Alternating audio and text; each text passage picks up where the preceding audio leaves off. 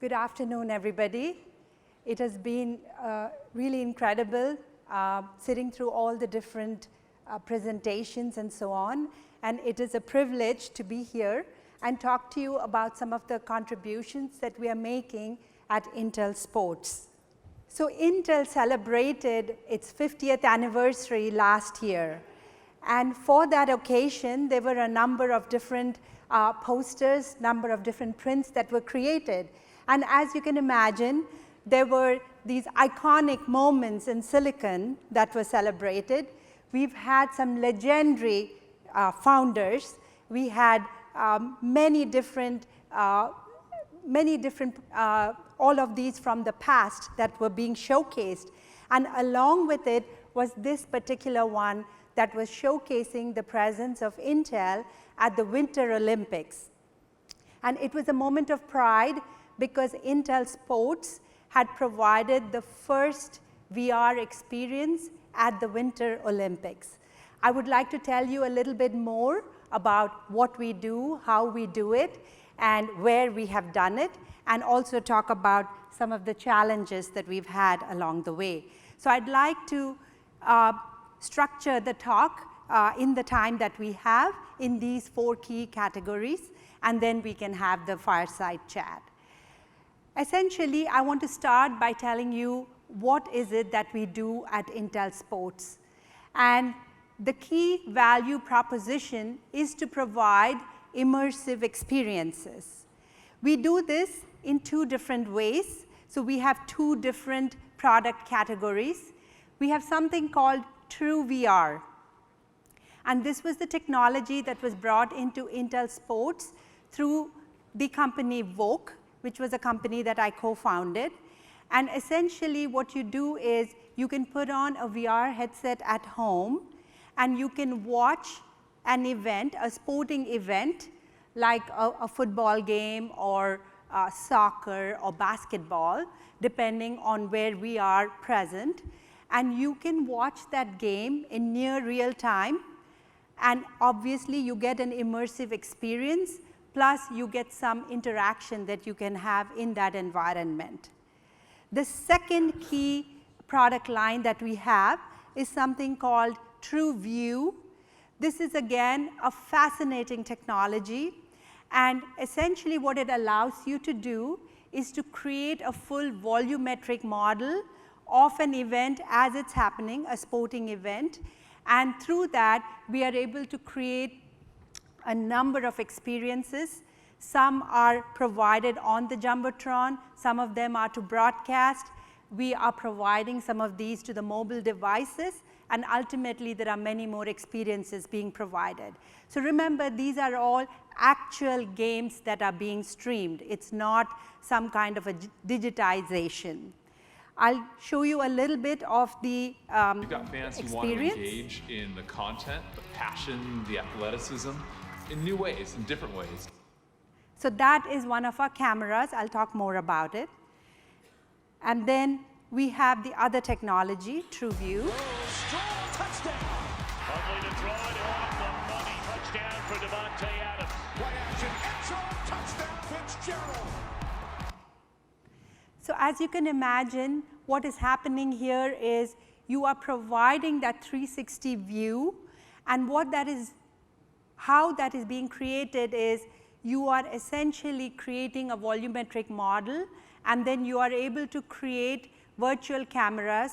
So you are able to have a view as if you had physical cameras at all those points where you are interpolating. Where have we been? Essentially, we have been working with many of the major sports, with many of the iconic leagues and so on. So as you can imagine, we've been there with football, soccer, basketball. You can see some of the locations that we have been there. You can see the baseball right in the center. And then we have also been at NCAA. You can also see a golfing tournament there. So it shows that this technology is here to stay, and essentially there is a lot of interest, and also there is an applicability to multiple sports. And I think as you build a business and as you scale this, that is something that becomes extremely important.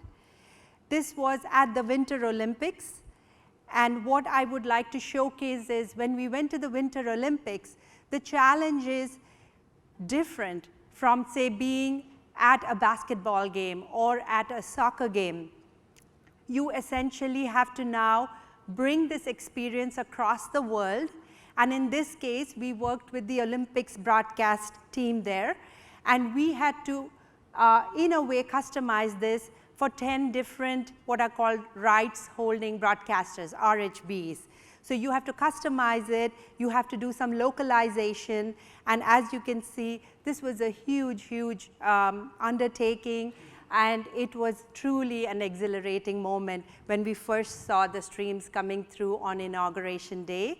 And then beyond that, we covered about maybe 10 events or so. And as you can imagine, you have to be there at the event with your cameras, and so you kind of pick the ones that would showcase in the VR environment the best. Going into some details of this technology, so this is showing the true VR stereoscopic panoramic camera. So this is an end-to-end solution, and as you can see, this is a proprietary camera that we have created.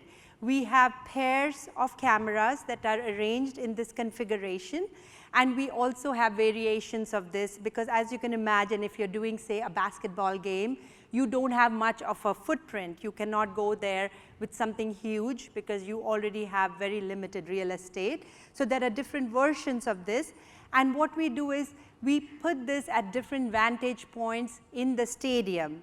So in this particular case, maybe we have 6, we have sometimes one way up in the stands. We might have one right behind on the basketball, on the stanchion mount. So that is again a negotiation with the teams, with the leagues, with whoever we have the relationships with. And so it's again a pretty intricate process to set this up and make sure that you as a consumer at home are receiving the best possible view and you're getting this immersive experience. So we capture this, as I showed you. I showed you the stereoscopic cameras, and then there is this whole pipeline to get it all the way in the end to the VR headsets, or we also have a mobile version where you are able to then have a level of interactivity with the content that's coming through. And so the coloring and stitching, there are huge challenges, a lot of algorithms that we have developed in this particular area, and then you have to transcode, you have to distribute. And I think there is a good kind of an analogy which I read somewhere. It is as if you have a huge elephant or a huge whale, and now you have to send it in a thin envelope, and it needs to reach the end user, and this would have to be like in under a second or so, right? That's the amount of data that we are talking about, and that's the amount of data that we have to compress and send through, at the same time making some very challenging calls about what is the impact on the quality. And so you're balancing a whole bunch of different parameters, because you have the latency, you have the quality, and then you have multiple things. So we are sending this, for example, at 60 frames per second, and then you have the network, you have the bandwidth. So balancing all of those really becomes I would say a fun kind of an exercise, and our engineers are forever tweaking all of these as the technology keeps progressing. This is the True View technology, the second one that I had talked about, and in this case the way we are creating those the volumetric models, which really are going to play such an important role when we ultimately have all of this into something like an AR environment, right? we are all looking for good content. We are all looking for good content in these VR and AR environments. And this is one way to create some really compelling experiences, I would say, not just data, but experiences from the sporting events. So we have these cameras, and through these cameras, essentially putting together a volumetric model, putting together these voxels that come together. And once you have these voxels, then it's as if, I think of it as you have like a CAD model, and from that you are essentially, you can slice and dice as you want. So you can now create a camera on the head of the quarterback and see what the quarterback was actually visualizing at a particular point in the game. You couldn't do that before because there is no camera on the head of the quarterback. But given this technology, you have all the information, you have all the data, and you can now slice and dice it, and you can create these virtual cameras, and from there you can go ahead and create these new experiences. So that is just one of the kind of experiences that you can do with this kind of technology. I now want to move to the section that talks about some of our challenges. And so I've told you, what we do, where we did it, how we do it. And I kind of love this little analogy. I think we all can relate to it. I know we've had so many talks today where people have talked about some of the challenges that they faced while they were trying to realize their dreams or create a solution. And so you think the trajectory is, hey, capture it, find a way to compress it, encode it, send it over, and then create the apps to receive it, right? What could really go wrong once you've figured out the key pieces? So as you can see, there are multiple things that come along the way, and you have the boulders and the mountains and the waterways and things like that that you have to navigate. I would like to very quickly talk about a few of the challenges that we faced, because I do believe that it would be of interest to you all as you think about this space of bringing live events and live games into the VR environment. And so here, if you take a look at it, you would see a lot is going on game day. There is a lot going on. And essentially, you have to set your cameras. You see the guy who's actually setting up a camera for a golf tournament, and the best vantage point, of course, had to be from, within that body of water. So there he is setting it up over there. For the Winter Olympics, we had people actually trudging up on skis up certain mountain ways, and then setting up the ski slopes, I should say, and setting up these cameras. So that has to be done. There's no way, no getting away from it. But beyond that, if you look carefully, you see a lot of things going on. So really what it's doing is it's bringing together a lot of elements from the broadcast world. So we are actually doing a VR broadcast of these live events. I mean, if you think about it, a VR cast. And so as you can see, we roll in with a truck.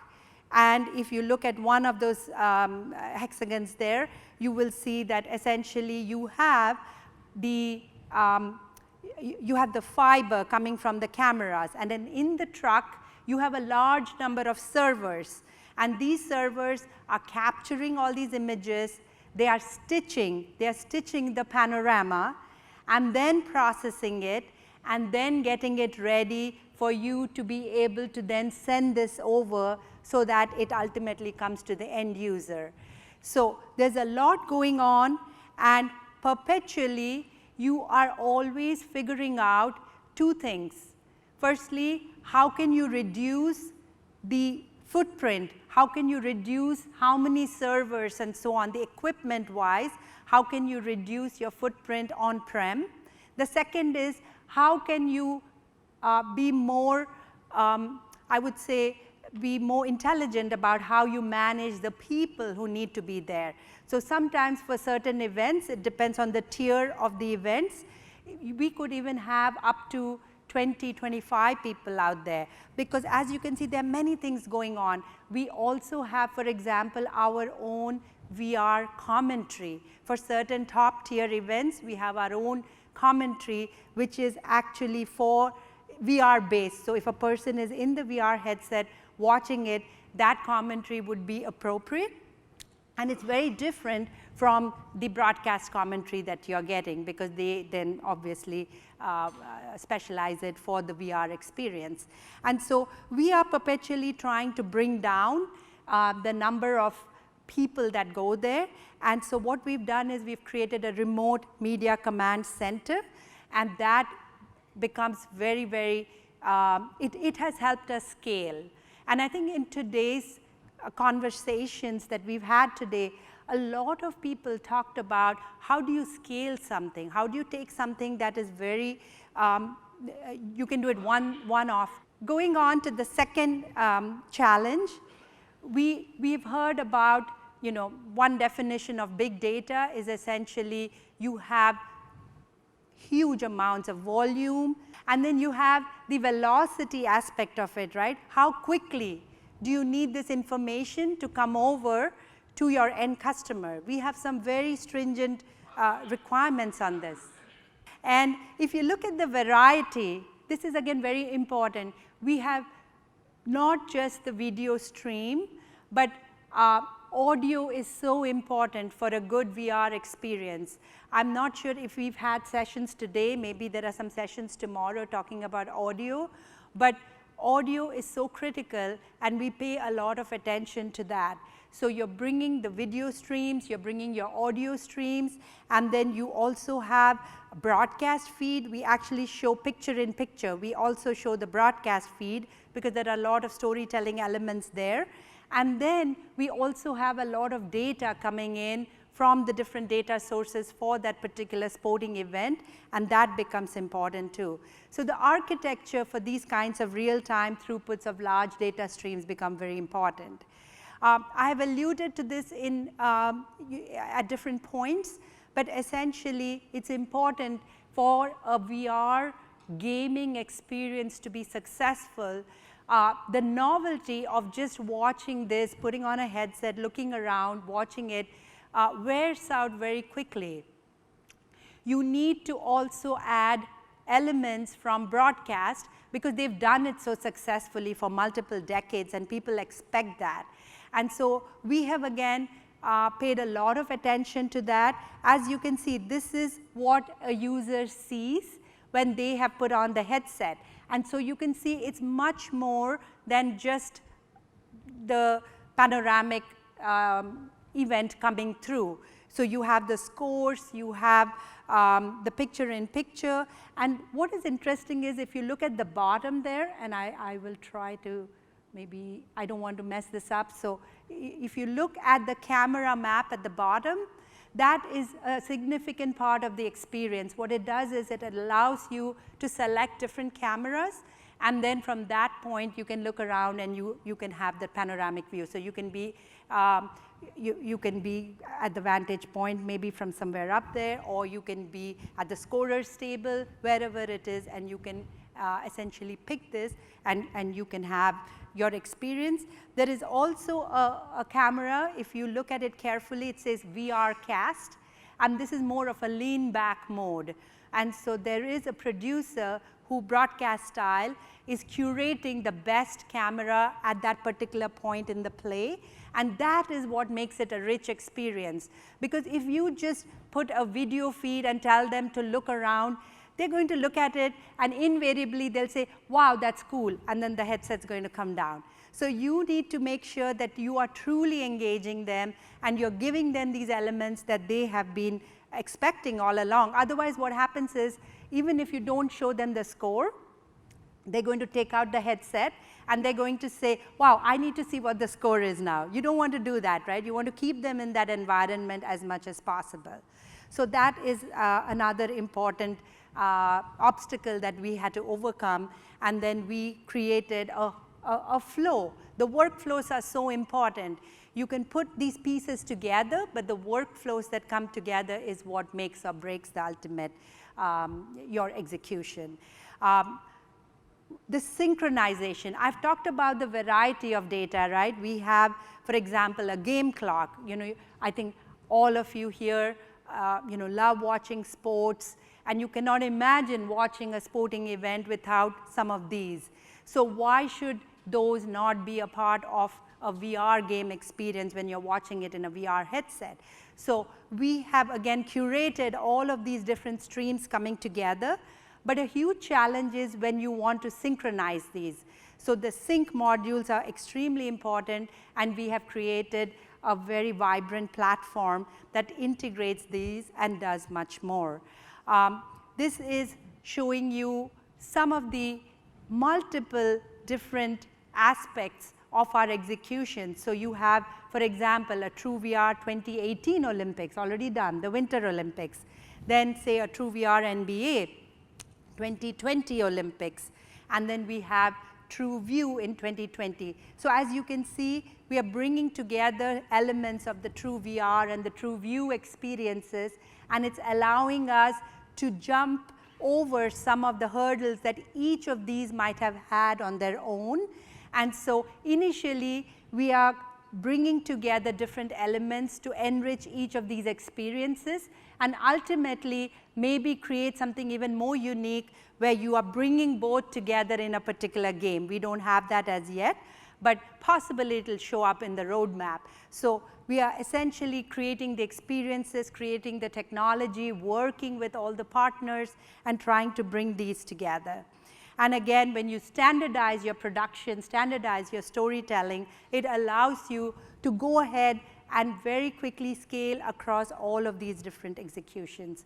And the last obstacle that I want to talk to you about is essentially the scaling and adapting, not just for different executions per se, but what happens when you have multiple FOVs, multiple resolutions.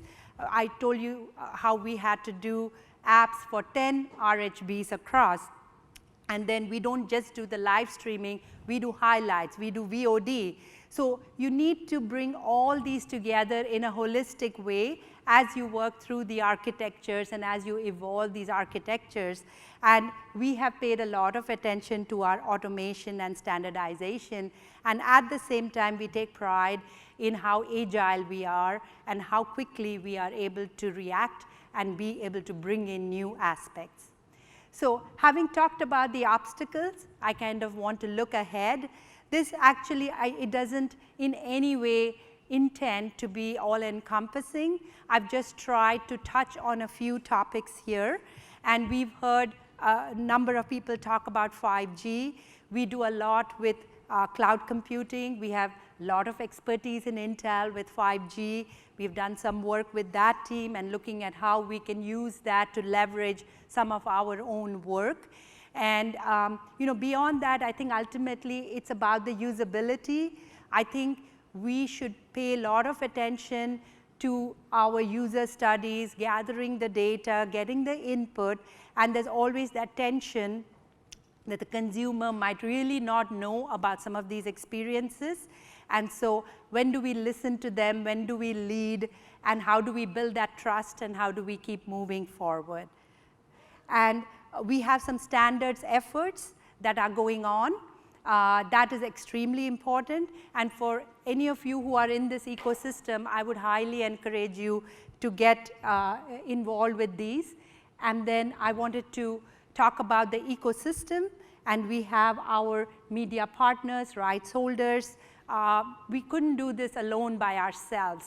So we get input from all of these you know, different constituents. We are essentially doing this together, and we lead in some places and we follow along in some places. And essentially wanted to give a shout out to Travancore Analytics, and Baas is here for the Fireside chat. We've partnered with them on multiple projects, and you know, one more example of how we are essentially working together with multiple partners in this space. And I will end my talk with the final magic that we have discovered over the period of, I would say, working on this aspect of the TrueVR and so on for about 10 to 15 years. Ultimately, it's this tension and the support between the technology, the experiences, and the storytelling. Ultimately, you have to bring those together. If one of them is way off, if your technology is way off, but you've not taken the trouble to do your experiences or your storytelling, then it becomes a problem. So I hope you enjoyed just getting a glimpse into some of the work that we do at Intel Sports, and thank you so much for your attention. Good afternoon, ladies and gentlemen. I am Baas. I represent Travancore Analytics, which I co-founded in 2007. We work from India. We work on technologies like VR, AR, and mobile and cloud applications. And we have been working with Uma and her team for a few years now. Yeah. So, Uma, I have always wanted to ask you, you have had a pretty fascinating journey, a fabulous journey.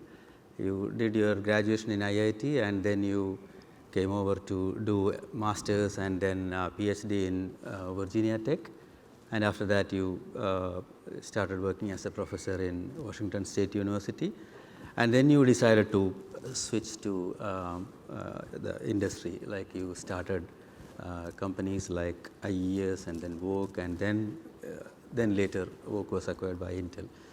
So, what was the inspiration when you decided to switch from academics to the industry? What inspired you, or what was the trigger that made you do that? Thank you for that question. And essentially, I did want to mention, highlighting on what Baas had said, that I've been a professor for about 20 plus years at Washington State University, and then along the way co-founded Vogue. Vogue got acquired by Intel, and that's how I'm now part of Intel. I've been at Intel for 3 years. So I think always in my life journey, I always respond where I'm called to serve. That's how I've always viewed it. And so served first in academia, and then once through acquisition, now serving at Intel. I do want to share with you all that one of my biggest source of professional pride is the fact that I would say I've had about 50 to 20 students as a part of the journey through the startups, and about 5 of them actually made the journey into Intel. And so I always like to use that as an example that our public universities are healthy and well, and they deserve our support, and I think there is some amazing work and some amazing people coming out of there. So, Vogue was acquired by Intel in 2016, right? Yes. And perhaps I think it was one of the larger acquisitions in the VR space after Oculus was acquired by Facebook. So, how did that integration into Intel help you to achieve your vision? So, I know there are a lot of startups and folks representing startups in this audience, and of course the more established companies also. So I feel privileged that I've seen both sides, and I think with the integration into Intel, it opens up a lot of doors. So essentially you have access to resources, you also have access to these leagues and events and so on. So for example, we would not have been able to do the Winter Olympics if we had not been a part of Intel, because it's not possible to scale at that level. And beyond that, I think being part of Intel, there is so much vibrancy in the ecosystem, and there are so many different groups. I mentioned the 5G, but then there are a lot of other groups doing amazing work. You have the Intel Fellows who are cutting edge in what they're doing, and principal engineers and others. So this whole ecosystem itself helps you in multiple ways and at multiple levels. True VR actually can be used not only in sports, it can be used in other industries as well to cover media events or music concerts and things like that. I remember during Vogue days you had even covered Ricky Martin show once. Yes. So what made you finally zero in on sports? Okay. So I think again, if I can make it like a broader question for a lot of other companies, or especially startups, where do you focus narrowly and where do you do kind of something more broad. And so when we were a startup, we also did concerts. We did Ricky Martin and we did Mark Anthony concerts. That was a joy to go and bring those into the VR experience. But now as part of Intel, we have decided to be very focused, and the focus has been on these sporting events. What do you have to give an advice to young entrepreneurs? I think for young entrepreneurs, definitely, definitely keep your passion. Definitely stay up with the technology. I think there is no substitute for that. So if you see cloud computing, or if you see 5G, or there's some new standards coming out in media processing, please make sure that you are very much conversant with that. And at the same time, you have to build a good culture in your team. That's very important. You keep hearing about entrepreneurs who go through the journey and at the end are broken in some ways. And so we must talk about that, and we must guard against it. We must build a vibrant culture within our team and support each other. And also, we should make sure that we are taking care of the business side of it, because you could have the best technology, but if you've not paid attention to the business side of it, then that again does not bode well. So I would say the technology, the team, the business. Thank you, and wish you all the best. Wish you and Intel, the whole team at Intel Sports, all the best for the upcoming Tokyo Olympics 2020. Thank you so much, and thank you for the partnership with Travancore. Thank you all.